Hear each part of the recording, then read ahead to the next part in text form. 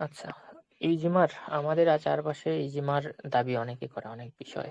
তো কোন বিষয়ে ইজমা হইছে, কোন বিষয়ে ইজমা হয় নাই জানি। ইজমার ১ম কথা হচ্ছে যে কয়েকটা খুবই সংক্ষেপে কয়েকটা পয়েন্ট বলবো। এটা নিয়ে বিস্তারিত আলোচনা করলে আল-ইবহাজে এটার আলোচনা আছে।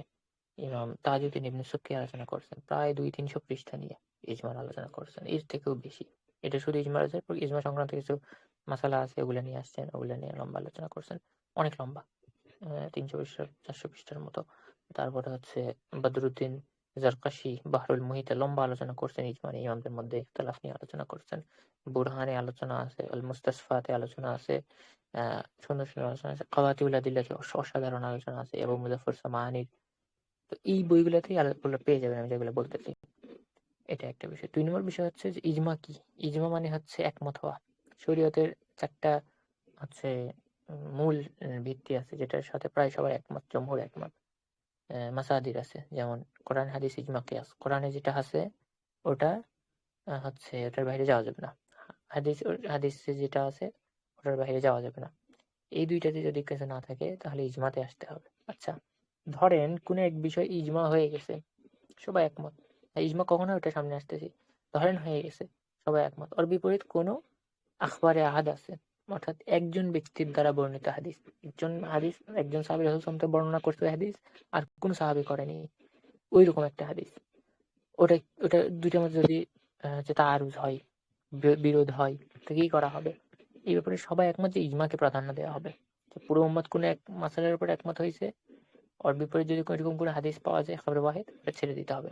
কিন্তু এটা হচ্ছে তাত্ত্বিকভাবে, থিওরিটিক্যালি। প্র্যাকটিক্যালি এরকম কোনো এক্সাম্পল নাই যে ইজমার বিপরীত কোনো হাদিস আছে। হ্যাঁ, এরকম আছে যে ২ টা সহিহ হাদিস পাওয়া যায়, একটার উপর পুরো উম্মত একমত হয়ে গেছে। আরেকটা ওটা সবাই ছেড়ে দিছে। যেমন হচ্ছে তারাবির সালাত সংক্রান্ত যেটা ৮ রাকাতের হাদিসও সহিহ, তো মুওয়াত্তা মালিকে আছে। আবার হচ্ছে আ মুসনাদ ইবনুল জাদে একটা আছে এবং অন্যান্য কিতাবে আছে ২০ রাকাতের ২ টা সহিহ। পুরো উম্মত ৮ রাকাতকে ছেড়ে দিছে। কেউ আমল করে না। হ্যাঁ, পরবর্তীতে কিছু ইমাম এটাকে ব্যাখ্যা করছে এভাবে। যেমন আত-তাওজীহ শারহুল বুখারীতে হচ্ছে ইমাম ইবনুল মুলাক্কিন ব্যাখ্যা করছেন খুব সুন্দর করে। ইবনে বাত্তাল ওনার শারহে বুখারীতেও আনছেন যে ১ম এ হচ্ছে ওই ইয়েটা চালু হইছিল। মানে ৮ রাকাতটা চালু হইছিল।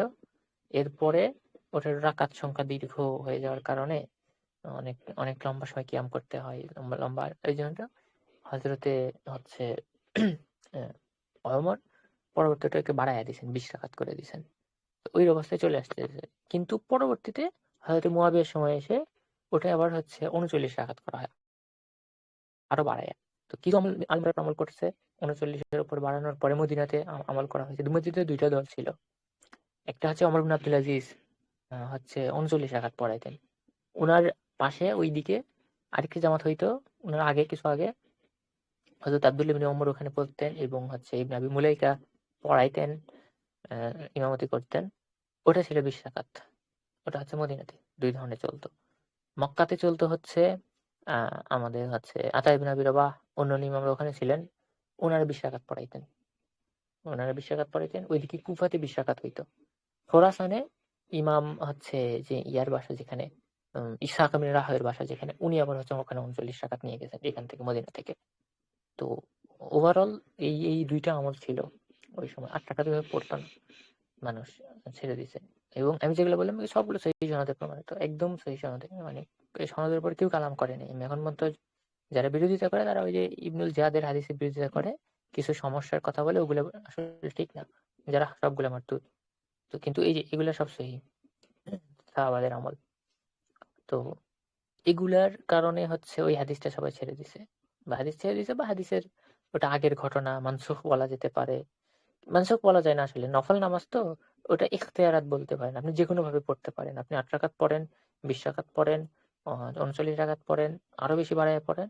মূল হচ্ছে আপনি কোরআন তেলাওয়াত করবেন, আপনি ইবাদত করবেন লম্বা সময়। কোন মসজিদে ধরেন যে ধীর গতিতে ৮ রাকাত পড়া হইতেছে। আর কোন মসজিদে রকেটের গতিতে ২০ রাকাত পড়া হইতেছে। আপনার জন্য উত্তম হচ্ছে ৮ রাকাত ওখানে পড়া। কিন্তু ২ জায়গাতেই ধীর গতিতে সুন্দর করে পড়ানো হচ্ছে, তখন অবশ্যই আপনার উচিত ২০ রাকাত পড়া। ওখানে নামাজ বেশি আছে, ওখানে সওয়াব বেশি আছে। এই কারণে। এই এই বিষয়টা গেল, উদাহরণ গেল। তো এটা হচ্ছে প্র্যাকটিক্যালি এরকম হয় না। কিন্তু যদি হয় থিওরিটিক্যালি বই পুস্তকের কাছে প্রাধান্য দিতে পারে। আচ্ছা, ইজমা হবে কেমনে এখন? প্রথম কথা হচ্ছে ইজমা আওয়ামকে দিয়ে হয় না, ইজমা হয় আলেমদের দ্বারা। ঠিক আছে? কোন আওয়াম ধরেন কোনো বিষয়ে ইজমা হয়ে গেছে, কোনো আওয়াম সাধারণ ব্যক্তি এসে বলেছে আমি এটা মানি না, তো এটা ইজমা হবে না। ইজমা দুই ভাবে হয়, একটা হচ্ছে নুসুসের উপরে, কোরআন হাদিসে কোনো একটা কথা আসছে ওটার উপর সবাই একমত। ঠিক আছে? যেমন কোন একটা হাদিসে আছে এটার ব্যাখ্যা হচ্ছে এইটা, সবাই এটার ব্যাপারে একমত যে হ্যাঁ এটা একমত। যেমন হচ্ছে একটা উদাহরণ যদি দেওয়া যেতে পারে কন্ট্রোভার্সিয়াল, যেমন হচ্ছে এক বৈঠকে 3 তালাক দিলে কয় তালাক হয়? তো সবাই পুরো উম্মত পুরো সালাফ একমত যে হচ্ছে এক বৈঠকে 3 তালাক দিলে 3 তালাকই হয়। শেখ জুবাইর আলী জাই, পাকিস্তান আল হাদিস আলেম, উনি একটা হাদিসের তাহকিক করার সময় বলছেন যে এটার উপর ইজমা আছে সালাফদের। এটা অনেকে বলছে, ইবনে আব্দুল বলছে, আরো অনেকে বলছে। তো ধরেন একটা কি ইজমা মানেন না মানে উদাহরণ হিসেবে ধরেন যেটা এই নসুসের উপর হাদিসের উপর ইজমা হয়েছে। তো আরেকটা আছে হচ্ছে ফাহামের উপর, যেমন বলা হয়েছে যে কোরআনে আছে না যে রাসূল সাল্লাল্লাহু আলাইহি ওয়াসাল্লামের পর আর কোনো নবী আসবে না। তো এখন এরপরে কাদিয়ানী এসছে, গোলাম আহমদ কাদিয়ানী এসছে, সবাইকে কাফের বলছে। তো এই যে এই কাফের হওয়ার উপর সবাই একমত হয়েছে, এটা হচ্ছে ফাহামের উপর। নুসুস ওইটা বলতেছে, নুসুসের বুঝ এইটা, যে এরপর যাই আসবে সেই কাফের, গোলাম আহমদ আসছে, গোলাম আহমদ তার মানে কাফের। এবং পুরো উম্মত একমত, সকল আলিম একমত কাদিয়ানীদের কাফের হওয়ার ব্যাপারে। তো ওই ব্যাপারে ইজমা হয়ে গেছে। মুতার হচ্ছে মুতা বিবাহ, যেটা প্রথম যুগে কিন্তু ইখতিলাফ ছিল, সাহাবাদের যুগে ইখতিলাফ ছিল, আব্দুল্লাহ ইবনে আব্বাসের সময় ইখতিলাফ ছিল, ওনার ছাত্ররা ফতোয়া দিতেন যে ইবনে সুরাইজ 150 হিজরিতে মারা গেছেন। উনি হচ্ছে ইমাম আবু হানিফার সমসাময়িক, ইমাম আতার, সম্ভবত ইমাম আতা না তাউস, ওর নামটা কি হচ্ছে না, ওনার ছাত্র ছিলেন। উনি ওনার জীবনে 90টা মোতাবিবাহ করছেন। 90টা মোতাবিবাহ করে উনি শেষ জীবনে রুজু করছেন। তো ও, ভালোই মজা করে রুজু করছে। আচ্ছা, তো তারপর হচ্ছে উম, ওনারা ইজমা হয়ে গেছে ধীরে ধীরে উম্মতের। এই একটা ইজমা, যে এক যুগে ইখতিলাফ ছিল, পরবর্তী যুগে ইজমা হয়েছে। আরেকটা মাসালা যখন আসছে তখন ইজমা হয়ে গেছে। এটা একটা জিনিস, ইজমা এরকম দুই ভাবে হয়, একটা নসের উপরে একটা ফাহামের উপরে। আর দ্বিতীয় যে বিষয় সেটা হচ্ছে যে আলেমদের যুগে ইজমা হবে, আলেমরা ইজমা করবে, আওয়ামের কোনো, আর আলেমরা মুজতাহিদ আলেমরা ছোটখাটো আলেমদের ইখতিলাফ হয় না, কোনো পরোয়া করে না। যেমন ধরেন যে হচ্ছে আরব থেকে শেখ বিন বাজ ইবনে উসাইমিন আসলো, এইদিকে উপমহাদেশে শেখ তাকে ওসমানী, শেখ মঞ্জুর বেঙ্গলি নারে আসলেন, ওইদিকে আব্দুর রহমান মুবারকপুরি আসলো, ওইদিকে মিশর থেকে হচ্ছে অন্যান্য আবু ইসহাক হুমায়ুনি ও অন্যান্য আলেমরা আসলো। অর্থাৎ ওইদিকে ইথিওপিয়া থেকে শেখ মোহাম্মদ আমিন হারানি আসলো, ওনারা আসলো। মানে মুজতাহিদ যারা আছে প্রত্যেকটা হচ্ছে অঞ্চলের, ইনারা যখন একত্র হয়ে কোনো একটা মতের উপর একমত হয়ে যাবে, ওটা ইজমা ধরা হবে। এবং মুজতাহিদরা হচ্ছে 10 জনও যদি হয় কোনো একটা যুগে, মাত্র 10 জন, ওই 10 জনের একমত হয় ইজমা হয়ে যাবে। ঠিক আছে? এটা একটা জিনিস। 2 নাম্বার জিনিস হচ্ছে হচ্ছে আপনার ধরেন কিছু লোক চুপ আছে, হ্যাঁ, কিছু লোক একমত হয়েছে। ধরেন যে 10 জনের মধ্যে 8 জন বলছে বলছে একমত কোনো বিষয়, বাকি 2 জন দ্বিমত করেনি কিন্তু চুপ আছে। এটার হুকুম কি? তো এটার হুকুমে জমহুর অর্থাৎ হাম্বলি, মালিকি এবং শাফেঈ এনারা বলেন যে ইজমা হয়ে যাবে, এবং ইজমা না হইলেও বলেন যে দলিল এটা মানতে হবে।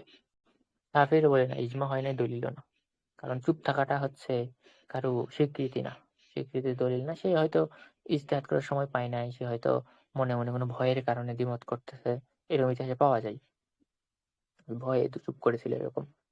তো এটা বলে ইজমা সুকুতি, এটা দলিল না, এটা দলিল না। শাফিরা বলে এবং জাহিরিরা বলে, এই জন্য দুই দলের নিকট এটা দলিল না। এটা একটা বিষয়। তারপরে আরেকটা পয়েন্ট যেটা, সেটা হচ্ছে ধরেন যে কোন একটা যুগে ইখতিলাফ ছিল, পরবর্তী যুগে ওইটা ইজমা হয়ে গেছে, ওইটা মানা হবে কিনা। অর্থাৎ পূর্ববর্তীদের মত তো আছেই, ইবনে আব্বাস মুতাবিবাহ জায়েজ মনে করতেন, পরবর্তী যুগেরা হারাম মনে করে। তো ইবনে আব্বাসের ইখতিলাফ তো ওখানে আছে, ওটাকে পুনরায় হচ্ছে জাগানো যাবে কিনা, এ ব্যাপারে আলেমদের দুইটা মত আছে। আমার কাছে লম্বা খুব কঠিন এটা, আমার কাছে মনে হয় যে না, ইখতিলাফ করা যাবে না, চুপ থাকতে হবে। যেহেতু ইজমা হয়ে গেছে, পরবর্তী যুগে ইখতিলাফ করা যাবে না। হ্যাঁ, কিছু আলেম বলে ইখতিলাফ করা যেতে পারে। আমি আহলে সুন্নাহ এমন আলেমদেরকেও দেখছি, উনি বলতেছে যে মুতাবিবাহ নিয়ে আবার আলোচনা হওয়া উচিত এই যুগে এসে। ওনার মুখলিস, খুবই মুখলিস, দিনকে খুবই ভালোবাসে, এরকম আলোচনা করছেন, করতে দেখছি। তো এটা একটা বিষয়, এটা ওই মত রাখার কারণে যে পূর্ববর্তী ইখতিলাফ ইজমার পথে বাধা হয়ে যায়, যে একটা। আরেকটা মাসালা আসে, ধরেন যে এই যে আমাদের প্রত্যেক যুগের ব্যাপারে তো ধরেন এই ব্যাপারে এই যুগে আজকে কোনো একটা মিটিং হয়েছে, মিটিং এ সব আলেম একমত হয়েছে। তো এখন কি ইজমা ধরা হবে নাকি এই যুগ শেষ হওয়া পর্যন্ত অপেক্ষা করতে হবে যে হইতে পারে 2 বছর পর নতুন কেউ মুজতাহিদ হইলো এবং সেই ইখতিলাফ করলো, এ ধরা হবে কিনা? একদল বলে না, পৃথিবীর কোন আলেম একমত হয়ে যাবে কোনো একটা মাসালাতে, ওই যুগ শেষ হওয়ার জন্য অপেক্ষা করতে হবে না, ইজমা হয়ে যাবে। অর্থাৎ আরেকটা শর্ত করা হয় নাকি দ্বারা ইজমা হওয়ার জন্য ওই শাস্ত্রের আলেমদের শুধু ইজমা দরকার। যেমন ধরেন কোনো একটা হাদিস সহিহ কি নাকি জয়ীফ, এই ব্যাপারে শুধু মুহাদ্দিসদের একমত হইতে হবে। এমন ব্যক্তি যে উসুল হাদিসের জ্ঞান নেই, যে উসুল জানে না কিন্তু ফিকহে খুব পারদর্শী, এরকম কিছু ইমাম আছেন ইতিহাসে পাওয়া যায়। তো ইনাদের ইখতিলাফ বিবেচনা করা হবে কিনা? শাইখুল ইসলাম ইবনে তাইমিয়া, ইমাম নওয়াবী অনেকে বলে যে না, ইনাদের ইখতিলাফ দেখা হবে। ইবনে কুদামা ওনারা বলে না, ইনাদের ইখতিলাফ দেখা হবে না। শুধু ওই শাস্ত্রের আলেমরা একমত হইলেই হয়ে যাবে। এই জন্য দেখবেন যে ওনাদের কিতাবে প্রচুর ইজমার দাবি করে ওনারা। ইবনে তাইমিয়া এবং নওয়াবী, ইবনে কুদামা প্রচুর ওনাদের বই পুস্তকে ইজমার দাবি করে। এর কারণ হচ্ছে তাদের ওই মত যে এই শাস্ত্রের আলেমরা একমত হইলেই হয়ে যাবে। তো কোন হাদিসের ব্যাপারে মুহাদ্দিসরা একমত হইলে ইবনে তাইমিয়া বলে ইজমা হয়েছে এই ব্যাপারে, সবাই একমত। সবাই আহলে সুন্নাহ একমত, ইমামরা একমত, আলেমরা একমত, তারা একমত এই ধরনের শব্দ ব্যবহার করে। কারণ ওইটা। অনেকে মনে করে না, সবার একমত হইতে হবে, আলেম মানে একমত হইতে হবে। তো এটা এই কয়েকটা বিষয় আছে, এগুলো মাথায় রাখবেন। তারপরে দেখবেন যে ইজমার যে মাসালাগুলো আছে খুবই কঠিন। মানে কখন ইজমা হয় এই ব্যাপারে আলেমদের ইজমা নেই। সেই জন্য ইবনে হাজম একদম এক্সট্রিমে চলে গেছে। উনি বলে যে ইজমা হওয়া সম্ভবই না এই যুগে সাহাবাদের পর। আবার আরেক দল আছে ইজমাকে অস্বীকার করে। যেমন হচ্ছে প্রথম ইজমাকে অস্বীকার করেছিলেন একজন রাফেজি মুতাজিলি, ইব্রাহিম নাজ্জার, 2য় হিজরি শতাব্দীতে। এই যুগে এসে কিছু লোক ইজমা অস্বীকার করে এবং নিজেকে তারা সালাফিও বলে। সব সালাফি না, কিছু লোক, যেমন ইয়েমেনের একজন লোক আছেন মুকবিল বিন হাদি আল ওয়াদি, উনি প্রথমে সাহাবাদের আলোচনা, সাহাবাদের ইজমা ইনি স্বীকার করে যে হ্যাঁ এটা ইজমা হয়েছে, তারপর বললে কিন্তু এটা দলিল না। অনেক জায়গাতে করছেন এই কাজটা, এটা ঠিক না, এগুলো বিদাতিদের কাজ। আলোচনা সবাই একমত ইজমার ব্যাপারে। যাই হোক, এটাই মুখতাসার, এটুকুই আমরা মাথায় রাখি। বাকি এই আলোচনাতে না যাওয়াই ভালো।